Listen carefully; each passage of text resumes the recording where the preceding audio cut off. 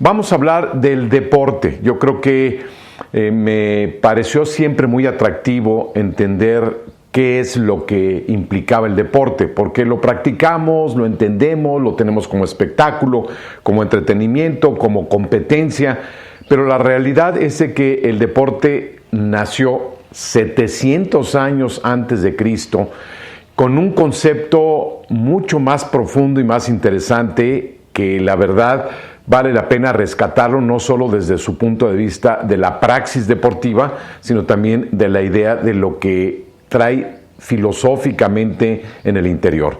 Y hay varios aspectos que vale la pena comprender. Uno de ellos es que el dominio del cuerpo se ha hecho característico y fundamental a lo largo de la historia. Claro, lo más importante en un principio tenía que ver con el militarismo, porque en la medida en que se desarrollaban las destrezas en el manejo de las armas, es decir, la sobrevivencia en el combate, pues ya era una cuestión vital y fundamental para la sobrevivencia de una comunidad, de una tribu, de una cultura, de una civilización, y luego obviamente hasta para la conquista. Entonces esto llevó a entender que si el foco fundamental es que las destrezas físico-atléticas se desarrollaran a su máximo nivel, entonces el mundo helénico, en sus dos grandes escuelas, la famosa ateniense y su contraparte que era la espartana, difiriendo en dos modelos distintos de cómo enseñarle a los niños el manejo del cuerpo. Pero en las dos escuelas helénicas era esencial el que el cuerpo fuera un centro fundamental del dominio de la persona humana. La escuela aristotélica ateniense, finalmente la que ha predominado, es primero desarrollo el mundo de la razón, del pensamiento, de la inteligencia, y por eso en muchos sentidos se sigue enseñando bajo la escuela ateniense, que implica sobre todo el que el niño maneje bien el concepto, para empezar el lenguaje, los colores, las formas, la geometría, los sonidos y todo esto que ustedes conocen muy bien cómo se transmite en las escuelas de párvulos, en las escuelas básicas y elementales, y de aquí ya después se agrega elementos que tienen que ver con destrezas psicomotrices, destrezas de dominio, movimiento grueso, fino, etcétera, todas las cosas que sí se le enseñan a los niños. Pero ya cuando entran a la primaria, ahorita que estamos hablando de etapas escolares, ya cuando se entra a la primaria, como que el deporte pasó a ser la escuela de educación física. Que sí, claro que es importante la educación física, pero lo integral, lo completo es el deporte, no solo el que eduques físicamente a tu cuerpo, marchando, corriendo, aprendiendo a hacer ciertas movilidades con fuerza y con flexibilidad, sino toda la integración de lo que vamos a estar viendo con el tema del deporte. En cambio, la escuela espartana decía, a ver, yo quiero que primero mis niños desarrollen destrezas motrices y después desarrollen conceptos como música, lenguaje, conceptos más desarrollados de aritmética, etcétera, ¿no? Lo primero era el desarrollo motriz. Vale decir que las dos escuelas tienen su aportación, espartana y ateniense, y que finalmente hasta competían en los antiguos Juegos Olímpicos en quién tenía más razón de si primero se enseñaba a los niños las destrezas motrices y después los conceptos teórico, oratoria, lingüística, geometría, todas las artes del conocimiento de las ciencias y demás, hasta la filosofía misma, retórica, lógica y demás, o como los atenienses que insistían en que por encima de todo había que desarrollar primero la mente. Hoy tratamos de hacer un equilibrio. Hoy estamos hablando muchos siglos después de que se enseñen ambas en una dimensión mucho más balanceada. Aún a pesar así, y ustedes los ven, casi no hay programas en donde se equipare enseñar matemáticas y enseñar destrezas psicomotrices. Todavía el deporte está incluido como una actividad secundaria y la mayoría de las veces como una actividad recreativa. Y esto es porque se practica después de clases o a la hora del recreo, pero no está integrada como el deporte, como una actividad tan sustancial como es enseñar geografía, historia y matemáticas.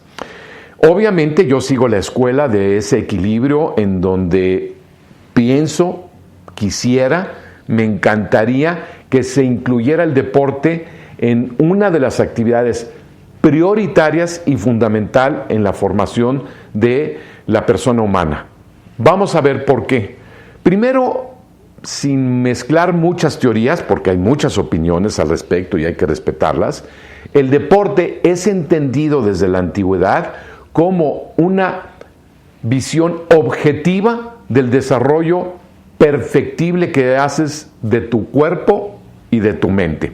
Es decir, en el cuerpo, que es lo visible, aunque tú pintes o des una pieza de oratoria, una poesía, finalmente lo estás expresando y esa expresión tiene que ver directamente con movilidad corporal, sea en lenguaje, con la voz, con los tonos, sea con los movimientos de las manos a la hora de hacer escultura o de hacer una pintura, o en la fuerza, en la velocidad, en las destrezas de resistencia o en el manejo de las armas. Finalmente, en el cuerpo se hace visible lo que está en la mente. De aquí la importancia de que en el deporte se va a hacer testimonio, se va a dar manifestación concreta y clara de aquello que está en tu mente. Porque es como hoy también sabemos que las microexpresiones faciales, como también lo es los movimientos de tus manos, tus propias acciones, reflejan exactamente lo que está pasando en tu mente. Entonces, el deporte nace como una posibilidad real de yo ser objetivamente, visiblemente, demostrar tu capacidad de perfeccionar las cosas. Y por eso siempre vamos a ver la trascendencia de la admiración que tiene que un deportista haga las cosas perfectas, bonitas. Nunca vamos a olvidar, los que recordamos en el movimiento olímpico, el famoso 10 de la gimnasia olímpica de aquella que hoy es maestra, instructora con su propia academia, Nadia Comaneci, que logró el 10 perfecto en gimnasia. Hoy lo vemos en nado sincronizado, en clavados, en muchos de los deportes donde la objetividad de los jueces es evaluar la perfección en las que se hacen las cosas. Todo esto indica que finalmente la competencia también tiene que ser algo objetivo. Y vamos a entenderlo como lo vieron los griegos desde la antigüedad. La idea era, ¿tú te crees el más fuerte? ¿De veras te crees la persona más rápida? ¿Te crees la persona que eres más diestra con el arco, con la jabalina? A ver, pues demuéstralo. Porque hay otros 10 que piensan lo mismo que tú, que también son los más fuertes, los más rápidos, los más veloces, los más diestros. Así es que pues vamos a objetivamente demostrarlo, porque a los griegos les incomodaba el tema de la subjetividad, el yo creo que soy el más rápido, yo creo que soy el más fuerte, a mí demuéstramelo. Entonces, ¿cómo lo vas a demostrar? Pues compitiendo. Por eso no importa si ganas o no, lo que importa es que seas objetivo y que la objetividad se da testimonio de ella cuando se demuestra frente a otros que piensan o creen lo mismo de ti. Tú te sientes el más guapo, la más guapa, la más bella, pues solo con comparación lo puedes obtener, dar testimonio de ello. Aunque sean cosas subjetivas, pero finalmente tú puedes decir, bueno, soy el más gordo. Óyeme, no, pesas apenas 90 kilos, hay de 170 kilos, 200 kilos. Ah, caray, yo no sabía eso. Bueno, el chiste es que tú veas y conozcas que en la comparación podemos nosotros finalmente saber cuál es la objetividad de las cosas. De aquí el lema del movimiento olímpico: lo importante no es ganar, sino competir. Lo importante es estar en el objetivo propósito de que se evalúe tu capacidad de ser esa persona que dices que eres. De eso que tú has entrenado, lo demuestres en tus hechos y en tus acciones. Que no se quede como una suposición o una creencia de algo que tú supones que está pasando a lo largo de todo tu esfuerzo y de toda tu capacidad de entrenar o de formarte como persona que crees que eres. Entonces, sí es muy importante que en todos los sentidos podamos ser capaces de comprender lo que aporta el deporte. El deporte te va a ubicar en que siempre puedes hacer mejor las cosas si las entrenas. Aquí entra el concepto de disciplina. Tu cuerpo tiene muchas posibilidades de desarrollarse. Definitivamente tienes muchas potencias, fuerzas, hasta misteriosas situaciones que se pueden incluso valorar en hechos inesperados o de emergencia, en que puedes reaccionar y puedes recurrir a fuerzas que están ahí, pero que no sabías que estaban. Y todas las puedes trabajar y las puedes ir cultivando progresivamente a lo largo de tu vida con la disciplina y con el entrenamiento. Esto hace fundamento del por qué introducir en la filosofía del movimiento olímpico, en el renacer de esta vieja práctica del mundo helénico, que apenas estamos viviendo no más de 200 años que comenzaron estos redescubrimientos en el siglo XIX, 1800 y pico, y que culmina con los primeros Juegos Olímpicos a finales de ese siglo, que no llevamos ni más de 150 años de Juegos Olímpicos, y que es muy importante comprender que estamos apenas en los albores de este movimiento, por lo que muchos que nos dedicamos al estudio, a la investigación, a la enseñanza, sabemos que no se ha considerado la fuerza pedagógica, formativa que tiene el deporte en el desarrollo de la persona humana. Voy a pasar entonces al gran descubrimiento que hizo Pierre de Coubertin, que es el fundador de los nuevos movimientos olímpicos. Dejamos un poco a los griegos, pero Pierre de Coubertin, cuando va con el grupo de investigadores a las antiguas ciudades griegas donde estaban descubriéndose aquellos vestigios arqueológicos y se entopan con que existían estos grandes estadios como los del Circo Máximo que hay en Roma y otros tantos para la práctica de algo que los helénicos le llamaban deporte, se puso a investigar Pierre de Coubertin y descubrió una cosa maravillosa.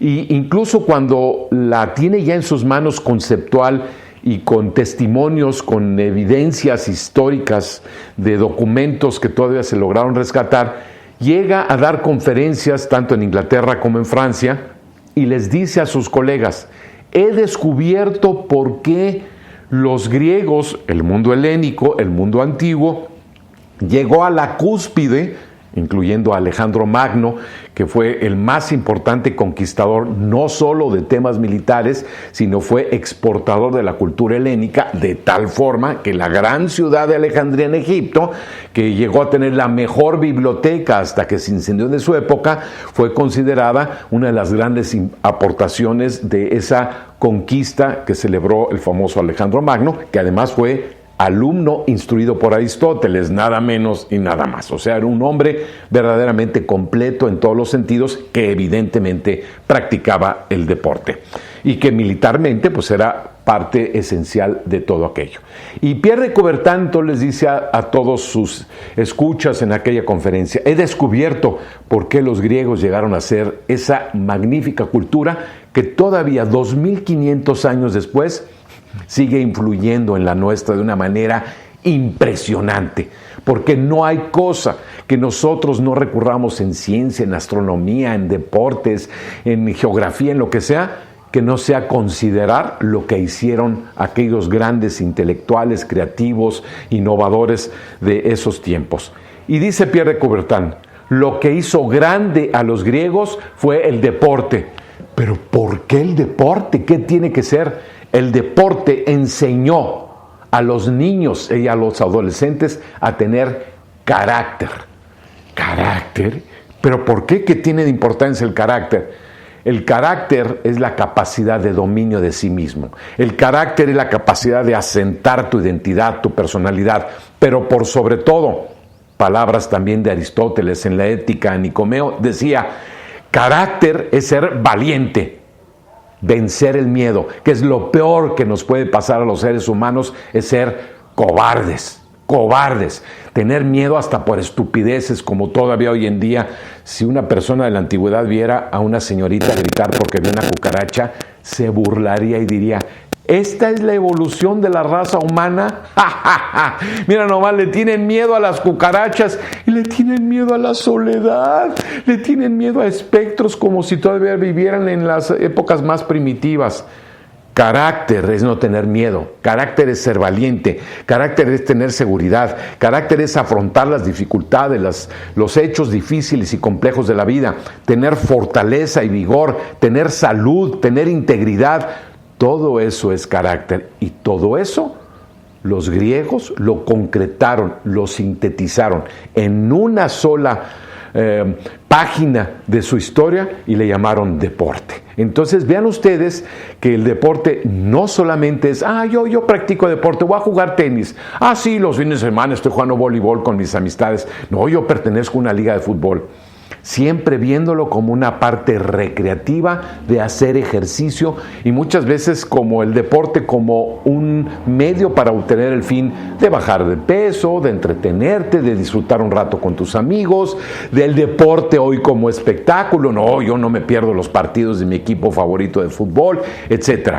Todo eso, la verdad, es desperdiciar el poder que tiene el deporte. El deporte forma el carácter. El deporte te ayuda a ser objetivo, a desarrollar la fuerza de la mente por encima de tu cuerpo. El deporte ayuda en todos los sentidos a que tú sientas mucha más capacidad de integrar tu imaginación, tu memoria, tu respiración, tus movimientos corporales internos, externos, porque, por ejemplo, como dicen muchas personas, nomás por dar este caso, ¿y qué tiene de deporte tirar con una pistola de aire?